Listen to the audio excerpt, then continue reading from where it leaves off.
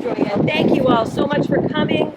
My name is Wendy Pawabi. I am president of the Norwell Historical Society. I am playing Mrs. Clara Brownell today, so I don't typically dress like this. Yes, she does.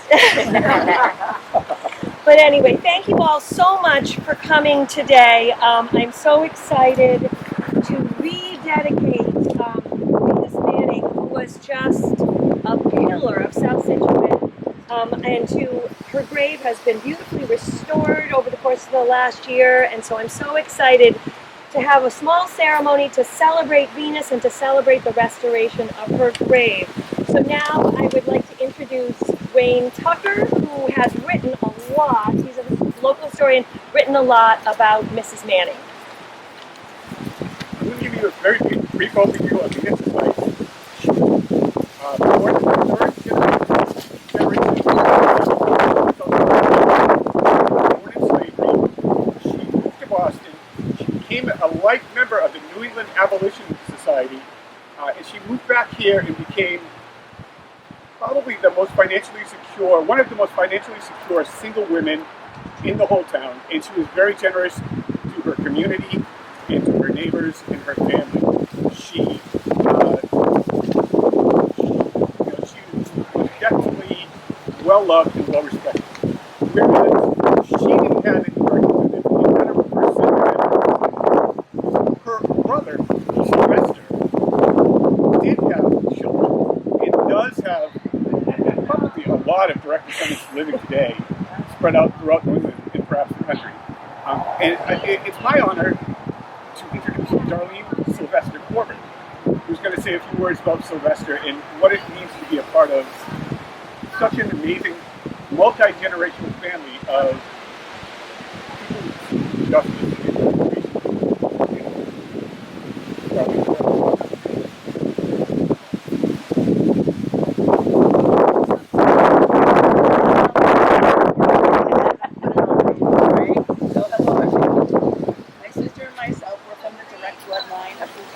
As you know, he was our great-great-great-grandfather. So my story starts with Auntie Harriet. She passed away about 2.5 years ago. It deeply hurts us that she can't be with us here today, because Auntie Harriet was very curious about our family. She wanted to learn everything and anything about our ancestors. Our great-grandfather Alonzo, he died when our grandfather Lawrence was only 6. So there wasn't much information that was passed down to us. We only knew that our family was from Situate, Norwell.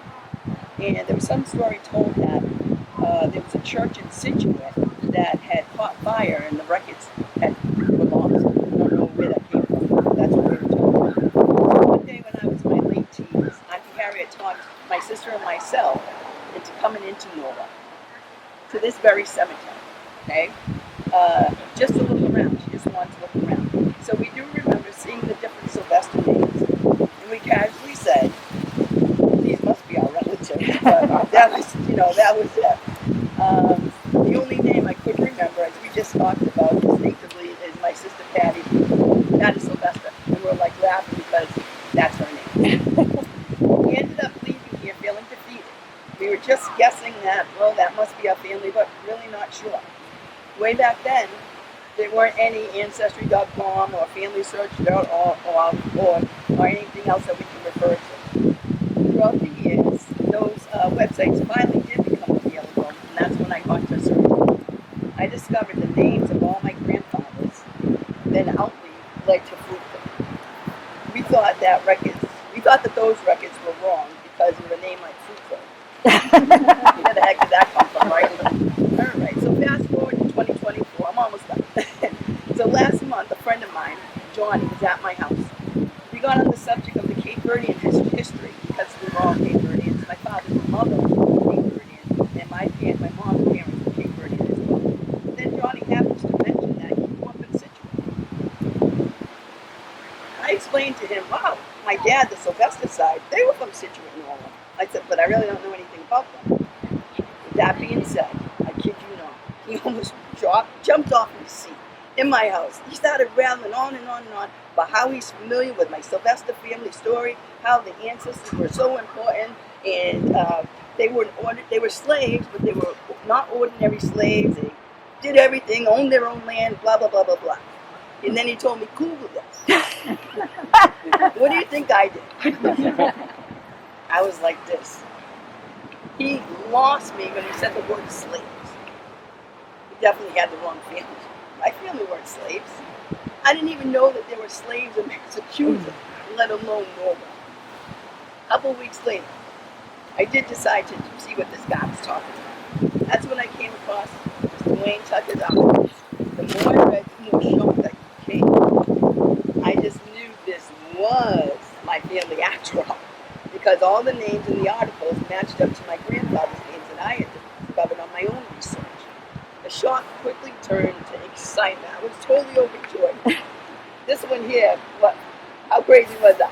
Crazy. I'm like going crazy, telling everybody, like, you don't know, our family is slaves, blah, blah, blah. And they're like, okay, darling. But anyway, I said, so we finally know our family. And today, as we stand here, we're extremely proud of Fruitful, our great Auntie Venus, and the rest of the Sylvester family. Okay, one more thing. I'm going to hurry up. Don't hurry, darling. Okay. I'm like, all right. Wait, not that. Must be the difference. Okay, so I just quickly want to share how history is haunting itself. Back in the late 50s, my dad was a young adult. He, his parents, and his siblings, they all bought houses right next to each other. And just like Fruitful and his family did, right? Okay. So today, guess what?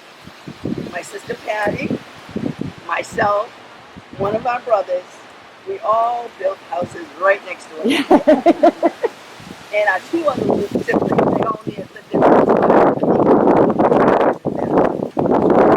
That's not crazy enough. Just as Fruitful and his family all came together in their final resting place, we all have cemetery plots. Oh, don't make me cry. We all have cemetery plots right next to each other also. So we might have to start calling that a Sylvester Corner #2. So we want to, in person, express our sincere appreciation and thankfulness to Mr. Wayne Tucker. If not for him, we would not know the legacy that's been left behind. And we also want to give a loud shout out to this awesome Norwell Historical Society for keeping Fruitful's story alive. Thank you guys.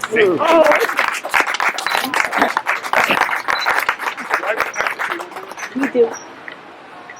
The last thing I want to say is that there are monuments, memorials, and statues all over Massachusetts and all over New England for various things. This right here is a de facto memorial to the Black history of Situate and Norwell. And I think it's the most beautiful way that we could respect this. It's not necessarily to build something new, add a new memorial or a plaque or something. It's to maintain, upkeep, and preserve these headstones, all of them, from Venus to Patty and Fruitful. And to make sure they last a long time.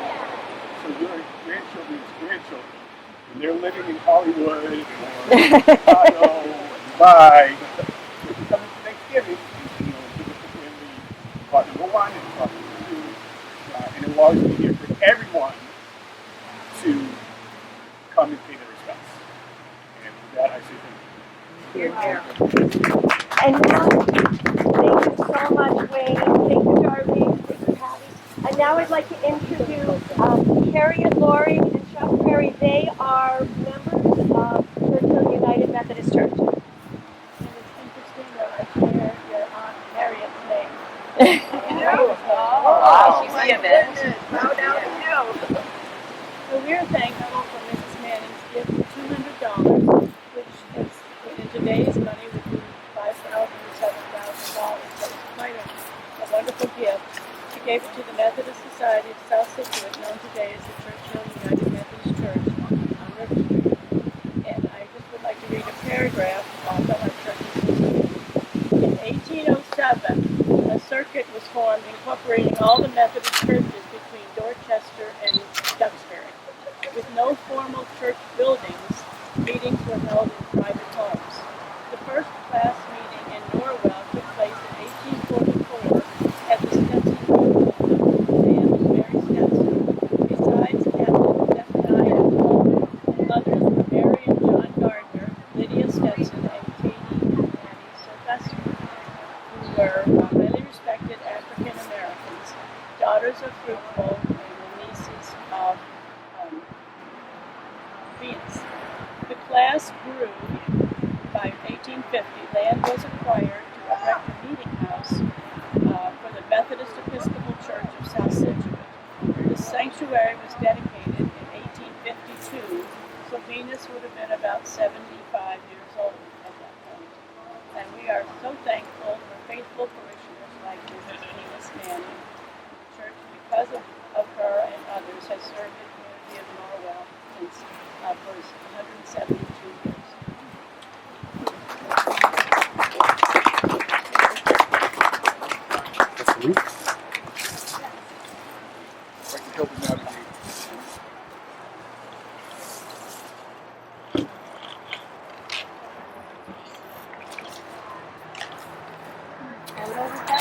You guys want a photo with them? Yeah. Actually, can you get? Yeah, that's good. You got that? Okay, Yes. one more, John, with Venus's family. Thanks.